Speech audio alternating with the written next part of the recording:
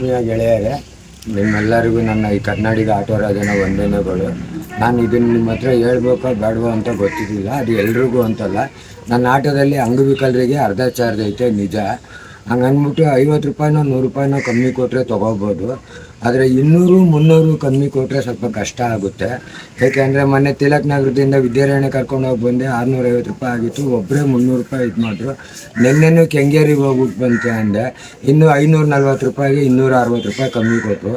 ಒಬ್ರಿಗೆ ತಿನ್ನೋದನ್ನ ಇಬ್ಬರು ತಿನ್ನೋಣ. ಇವಾಗ ಒಬ್ಬೊಬ್ರಿಗೆ 50-50 ರೂಪಾಯಿ ಅಂದ್ರೂ 4 ಜನಕ್ಕೆ ಬಿಡ್ಬೋದು. ಒಬ್ಬರೇ 4 ಜನಕ್ಕೆ ದುಡ್ಡು ಕಮ್ಮಿ ಕೊಡ್ತು ಅಂದರೆ ಆಗಲ್ಲ. ಯಾಕೆ ಅಂದರೆ ನಾನು ಓಡಿಸ್ತಾ ಇರೋದು ಆಟೋ ರಿಕ್ಷಾ. ಅದರಲ್ಲಿ ನಾನು ಬಾಡಿಗೆ ಗಾಡಿ. ಡೈಲಿ ನಾನು ಹೋಗಲಿ 200 ರೂಪಾಯಿ ನಾನು ಕೊಟ್ಟೇ ಕೊಡಬೇಕು. ಮತ್ತು ಮೊದಲು ಇದು ಗ್ಯಾಸ್ ಇದೆಯಲ್ವ, 50 ರೂಪಾಯಿ 60 ರೂಪಾಯಿ 500 ರೂಪಾಯಿ 600 ರೂಪಾಯಿ ಕೊಟ್ಟರೆ ಫುಲ್ ಟ್ಯಾಂಕ್ ಆಗೋದು. ಈಗ 1000 ರೂಪಾಯಿ ಬರೀ ಫುಲ್ ಟ್ಯಾಂಕಿಗೆ ತೊಗೊಂಡ್ಬಿಡ್ತಾರೆ. ಅಂದರೆ ನಾವು ದುಡಿಯೋದ್ರಲ್ಲಿ ಅರ್ಧ ದುಡ್ಡು ಪೆಟ್ರೋಲ್ ಬಂಕ್ಗೆ ತೊಗೊಂಡ್ಬಿಡ್ತಾರೆ. ಅದರಿಂದ ನಾನು ಬಾಡಿಗೆ ಕಟ್ಕೊಂಡು ಗ್ಯಾಸ್ ಹಾಕ್ಸ್ಕೊಂಡು ಈ ಥರ ಆಸ್ಪತ್ರೆಯವ್ರಿಗೆ ಉಚಿತವಾಗಿ ಕರ್ಕೊಂಡು ಹೋಗ್ಬೇಕು. ಅಂಗವಿಕಲರಿಗೆ ಅರ್ಧ ಚಾರ್ಜ್ ತೊಗೋಬೇಕಂದ್ರೆ ಬನ್ನಿ, ನಾನು ಬೇಡ ಅನ್ನಲ್ಲ. ಒಂದು 50-100 ರೂಪಾಯಿನೋ ಆಗಷ್ಟು ಒಂದು 4 ಕಿಲೋಮೀಟ್ರ್ 5 ಕಿಲೋಮೀಟ್ರ್ ಬನ್ನಿ, ನಾನು ಅರ್ಧ ಚಾರ್ಜ್ ತೊಗೊಳ್ತೀನಿ. 10 ಕಿಲೋಮೀಟ್ರು 20 ಕಿಲೋಮೀಟ್ರ್ ಬಂತು ಅಂದರೆ ತುಂಬ ತೊಂದರೆ ಆಯ್ತದೆ. ಅದರಿಂದ ನನಗೆ ಈಗ ಈ ನಡುವೆ ನಮ್ಮ ಓನರ್ ಬೇರೆ ಇಲ್ಲ ರೀ 200 ರೂಪಾಯಿಗೆ ಆಗಲ್ಲ, ಜಾಸ್ತಿ ಕೊಡಬೇಕು ಕಲೆಕ್ಷನ್ನು ಅಂತ ಇದ್ದಾರೆ.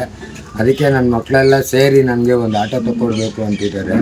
ಕಮ್ಮಿ ಬೆಲೆಯಲ್ಲಿ ಯಾವುದಾನ ಒಂದು ಸೆಕೆಂಡ್ ಹ್ಯಾಂಡ್ಲು ಒಂದು ಆಟೋ ಇದ್ದರೆ ದಯವಿಟ್ಟು ನನಗೆ ಹೇಳಿ. ಯಾರಾನ ಸರಿನೇ ಫುಲ್ಲು FC ಇರಲಿ, ರನ್ನಿಂಗ್ ಇರಲಿ, ಡಾಕ್ಯುಮೆಂಟ್ಸು, ಗಾಡಿ ಕಂಡೀಷನ್ ಇರಲಿ. ಯಾಕೆಂದರೆ ಅಲ್ಲಿಂದ ತಂದೆಟ್ಗೆ ರಿಪೇರಿ ಮಾಡಿಸ್ಕೊಂಡು ಕುತ್ಕೊಳ್ಳೋಕ್ಕಾಗೋದಿಲ್ಲ. ಅದಕ್ಕೆ ಯಾವುದಾನ ಒಂದು ಸಣ್ಣ ಅಮೌಂಟಲ್ಲಿ ಒಂದು ಮಾಡಲಿರೋ ಟ್ರಾನ್ಸ್ಫರ್ ಪರ್ಮಿಟ್ ಇರೋ ಗಾಡಿ ಇದ್ದರೆ ನೋಡಿ.